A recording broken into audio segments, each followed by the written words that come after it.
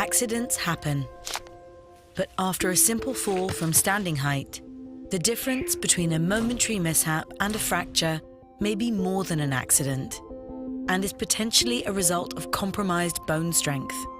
A fragility fracture, also often referred to as a low trauma fracture, could reflect a deficit in bone mass and structural integrity, the main determinants of bone strength.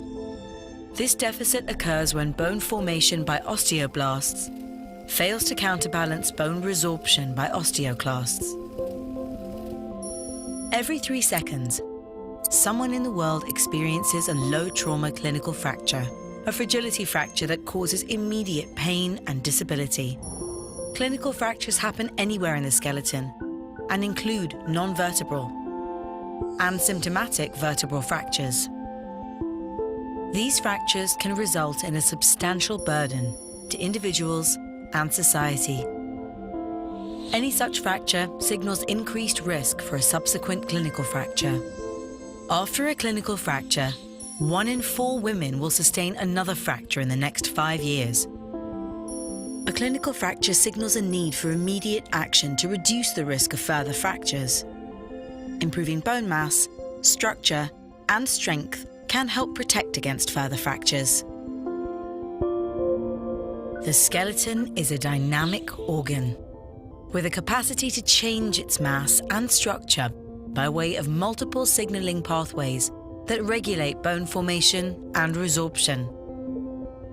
Extensive crosstalk among osteocytes, osteoblasts, and osteoclasts affects signaling via these pathways.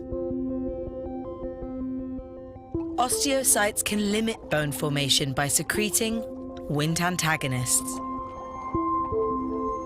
Of these, sclerostin is a key negative regulator of bone formation in adults.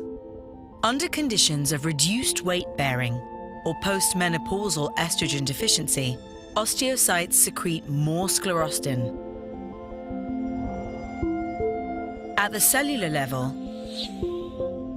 sclerostin interferes with Wnt co-receptor signaling, thus reducing the amount of new bone being formed by osteoblasts.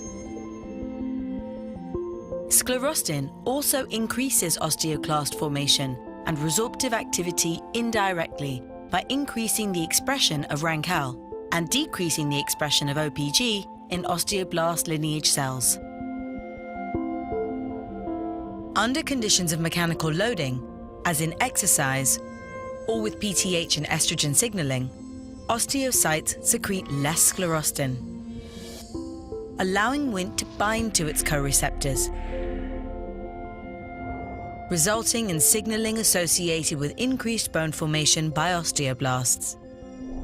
These responses are part of the body's diverse repertoire for regulating bone mass.